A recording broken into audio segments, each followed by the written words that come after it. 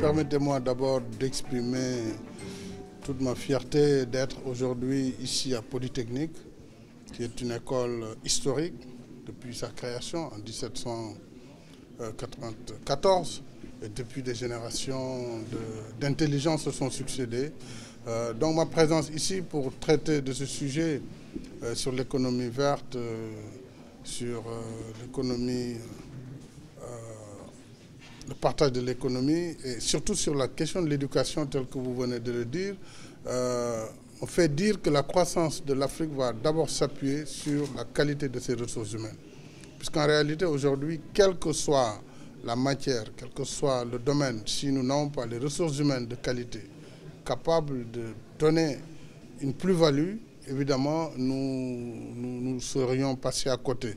Si vous prenez deux exemples, un dans le domaine de l'agriculture classique, basique, et un dans le domaine de nanotechnologie ou de biotechnologie, vous verrez que l'apport de l'éducation donne une productivité positive qui renforce les gains qu'on peut tirer d'une activité humaine.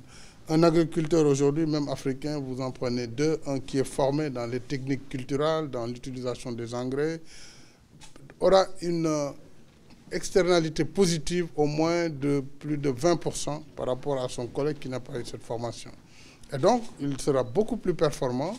Et l'éducation, dans ce cas, on verra où la formation est un facteur de production, au même titre que les intrants, l'engrais ou le matériel.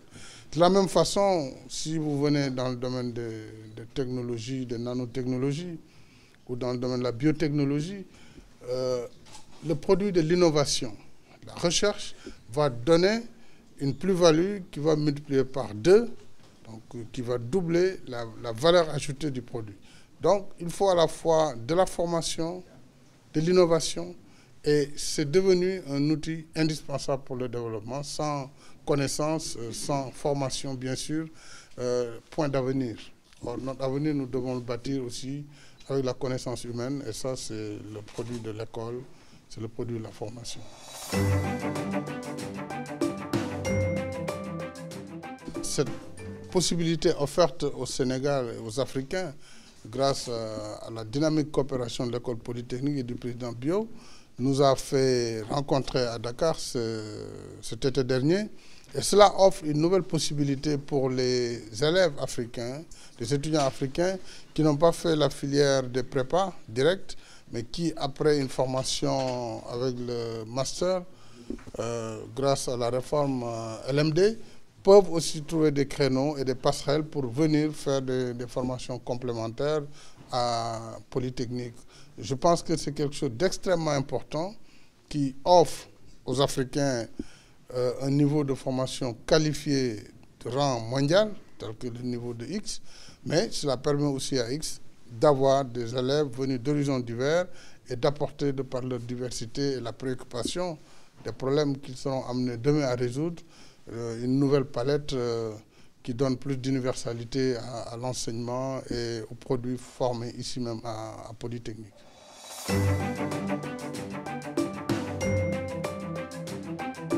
Je vous remercie, ça me ramène à la question de notre politique économique. Et j'ai lancé il y a 1 an et demi, maintenant bientôt 2 ans, une stratégie nationale de croissance économique qu'on appelle le plan Sénégal émergent, qui se base sur, premièrement, 3 axes. Un axe restructuration du système de production de l'économie, produire plus et mieux, que ce soit dans le domaine des productions agricoles, de l'élevage, dans le domaine de tout ce qui concourt à la formation du capital, avec en support les infrastructures, telles que l'énergie, les routes. Ça, c'est l'axe 1. Modification de la structure de l'économie. Un axe 2 très important autour du capital humain, ça nous ramène à la question de l'éducation. Capital humain, développement durable et inclusivité, puisqu'il faut une économie solidaire. Alors, dans ce cadre-là, des politiques très fortes ont été développées, notamment des politiques d'inclusion, telles que la couverture maladie universelle, les bourses de sécurité familiale pour aider les populations les plus démunies à rentrer dans la bataille nationale du développement Et puis, un axe non moins essentiel, qui est la gouvernance, sans laquelle tous les moyens, quels qu'ils soient, n'auraient pas de finalité. Donc, il faut une bonne gouvernance, un état de droit et, naturellement, la paix et la sécurité. Quand on connaît aujourd'hui les phénomènes nouveaux de violence, de terrorisme, tels qu'ils se posent à l'ensemble des États. Donc, nos priorités en matière de start-up, d'incubation, c'est de former des ressources humaines capables de prendre en charge justement ces priorités-là, des ingénieurs bien formés dans l'infrastructure, dans l'énergie. La question des énergies nouvelles se pose, renouvelables, du solaire. Les infrastructures ferroviaires, il nous faut des gens dans tous ces domaines, aussi bien au niveau conceptuel qu'au niveau ouvrier et technicien et maîtrise. Donc, c'est sur toute la chaîne qu'il faut donner de la formation.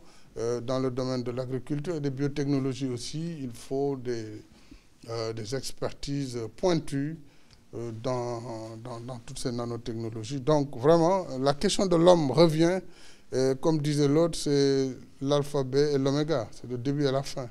L'homme est dans tout le processus. Donc, il faut former, toujours former et encore former.